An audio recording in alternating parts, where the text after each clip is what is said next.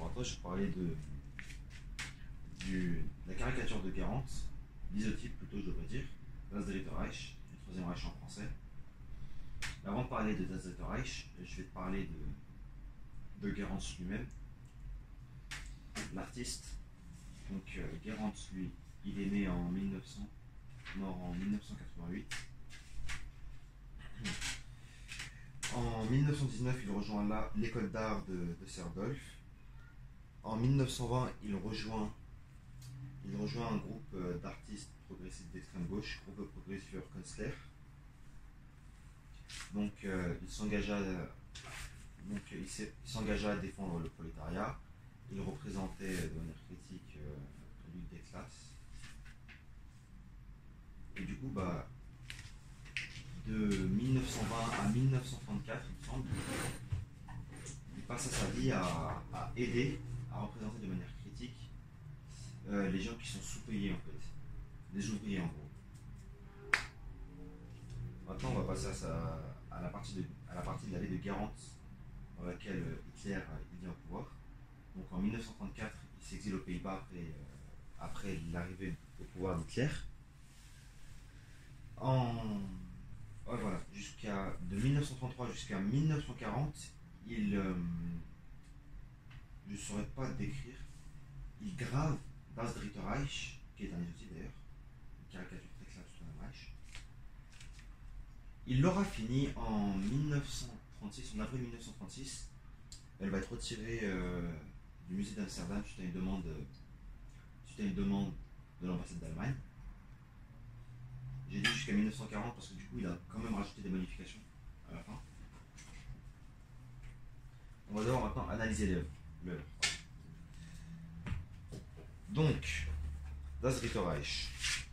Tout là-haut, à la partie 1, on peut voir Hitler, le Führer, le chef. Un salut hitlérien. En bas, à sa gauche, on peut voir un drapeau avec une croix gammée représentant le parti nazi. À sa droite, on peut voir 3 officiers, un officier de l'armée de la marine, un officier de l'armée de l'air et un autre de l'armée de terre, montrant que Hitler s'appuie sur une armée, son armée à lui. Plus en bas, partie 4, on peut voir un homme richement vêtu, oui, assis sur son usine. Encore plus bas, on peut voir 3 ouvriers dans l'usine qui eux sont pauvrement vêtus, qui fabriquent des obus d'ailleurs, pour montrer le lien industrie militaire. Et les obus qui sont fabriqués sont dirigés eux à la partie 6 du dessin, de la gravure, pardon, que je devrais définir comme isotype. Ils sont dirigés vers les canons à la partie 6, à la gauche du dessin, à la gauche, au-dessus des barbelés qui eux sont à la partie 7, qui représentent eux les camps de concentration. Donc on va maintenant passer à l'interprétation du document. Ou même avant je vais dire le contexte, parce que c'est très important ça. Donc, on est en 1933, Hitler a les pleins pouvoirs, les syndicats sont interdits, les droits de grève aussi. Après l'explosion du chômage en 1930 en Allemagne, l'économie part progressivement, ce qui est un succès pour Adolf Hitler. Et donc Guérande, il cherche à prévenir du danger nazi, qui est beaucoup sous-estimé par beaucoup d'Européens à ce moment-là, car bon, ils n'ont pas encore assez de puissance pour envahir l'Europe, c'est ce qu'ils se disent. Donc maintenant, l'interprétation. On peut voir que c'est une chaîne hiérarchique, un système pyramidal.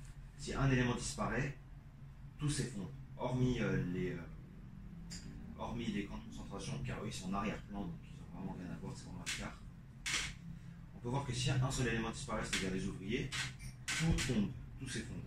Car c'est grâce à eux que les armes du système nazi fonctionnent. C'est grâce à ça qu'ils ont les armes.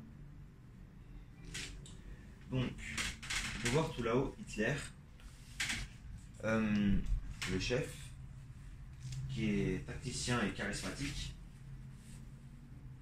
Plus en bas, on peut voir 3 officiers Et en dessous de ces officiers, oui, on peut voir plusieurs soldats répandus un peu partout dans le système pyramidal, montrant que la terreur du Troisième Reich est omniprésente à ce moment-là. On peut aussi voir un riche industriel assis sur son usine, montrant qu'il profite de ses richesses, qu'il profite du chômage. Et les trois ouvriers qui travaillent eux pour l'armée. On peut voir donc le lien industriel militaire. Donc tout le monde a sa part. Et donc on peut voir vraiment tout derrière. On peut voir les camps de concentration représentés par des barbelés, représentant du coup les camps de concentration où sont tués les Slaves, les communistes et les juifs. On peut en conclure donc que Garance critique de manière très claire le Troisième Reich et son fonctionnement, qui se base sur la bourgeoisie et le capitalisme. Voilà pour la présentation.